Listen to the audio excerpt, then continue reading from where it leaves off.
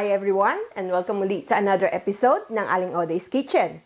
Gagawa tayo ngayon ng crispy dinuguan with black pudding. And here are the following ingredients.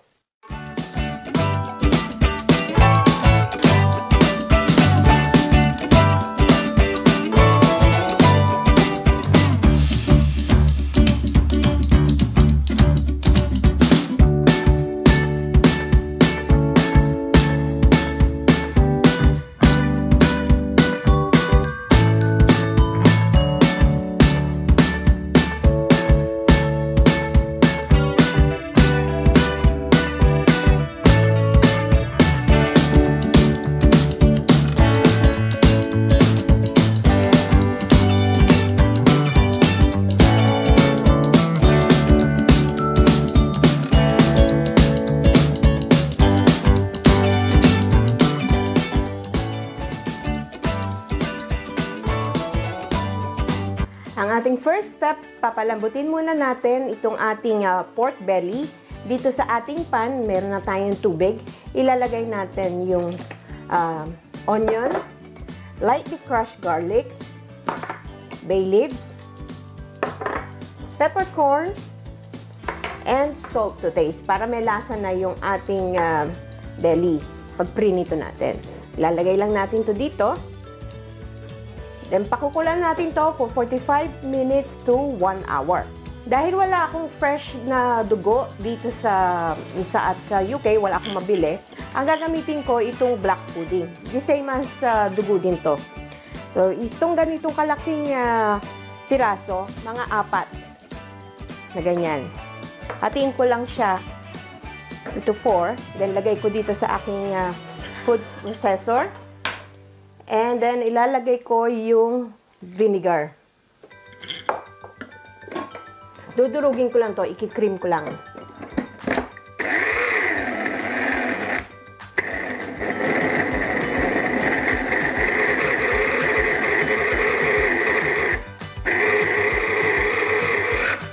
Ayan, well cream na, isa-set aside natin to. Mag-proceed tayo sa ating next step. Ang ating next step, gagawin naman natin yung dinuguan sauce natin. Dito sa ating pan, nagpainit na ako ng oil. Magigisa tayo ng garlic at onion. Palalambutin lang natin yung onion.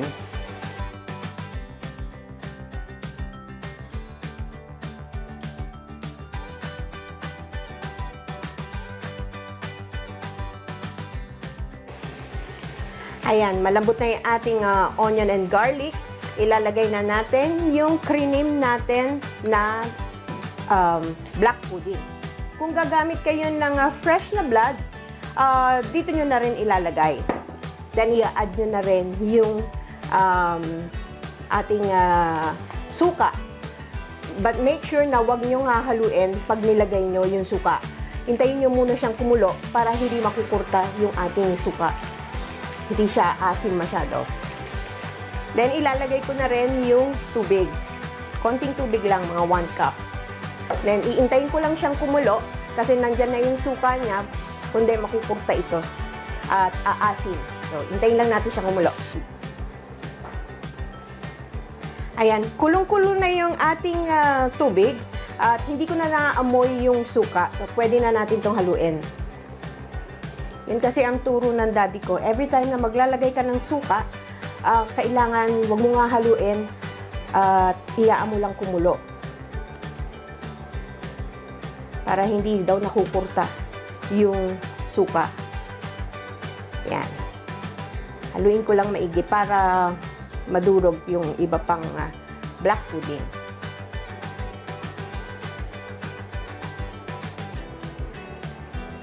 I-season ko na rin to. Ilalagay ko na yung bay leaves. Then, yung ating pampatanggal ng lansa, itong ating kinayod na ginger.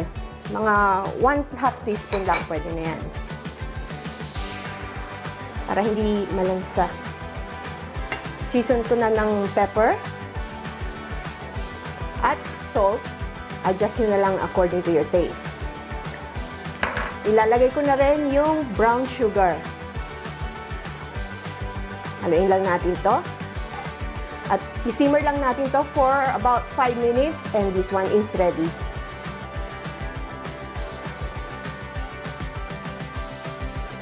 After 5 minutes, ayan, kulong-kulo na at malapot na yung ating sauce. Tikman na natin.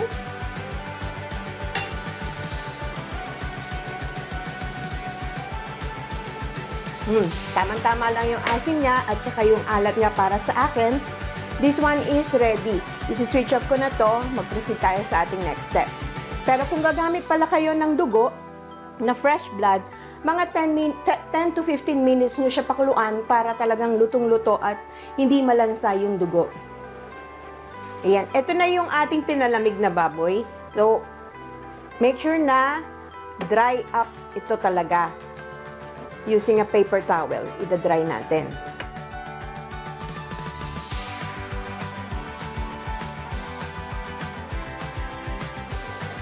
Then, kuha lang tayo ng tinidor, tusok-tusukin natin.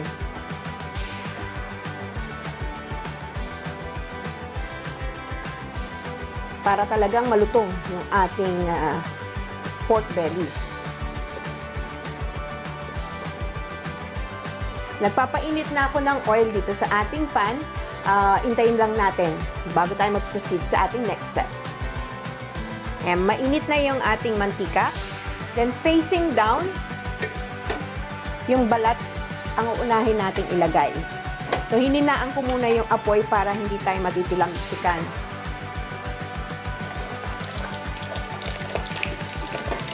Tapak lang. Dapat to deep fry, sayang yung mantika. Pwede na kahit kalahati lang. Pababrownin lang natin to hanggang sa medyo, pagka hindi na siya maingay, pwede na natin siyang baliktarin. Ayan, tahimik na yung ating mantika. Babaliktarin na natin to. Nakakatakot lang. Ayan. Then continue natin pagprito hanggang golden brown naman yung ilalim. Ayan, eto na yung naprito nating pork belly. Palalamigin lang natin to, then ipiprito ulit natin to for the second time para talagang malutong yung ating pork belly. Ayan, lumamig na yung ating pinalamig na unang naprito. Isa-second fry natin siya para talagang malutong. Mga 5 minutes lang to. Ayan, eto na yung na-second fry nating belly. Lutong. So, hihiwain lang natin to. Ayan. Oh, sarap.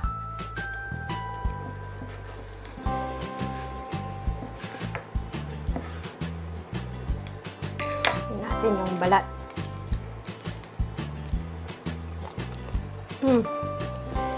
Ano to?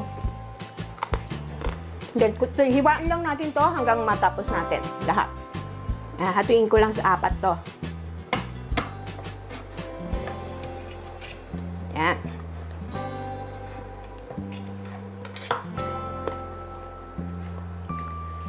Ayan.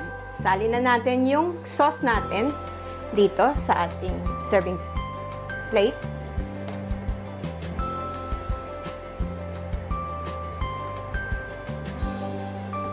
Kung gusto nyo na medyo mas malabnaw yung sauce, pwede naman. Then, ilalagay natin yung ating crispy pork belly on top.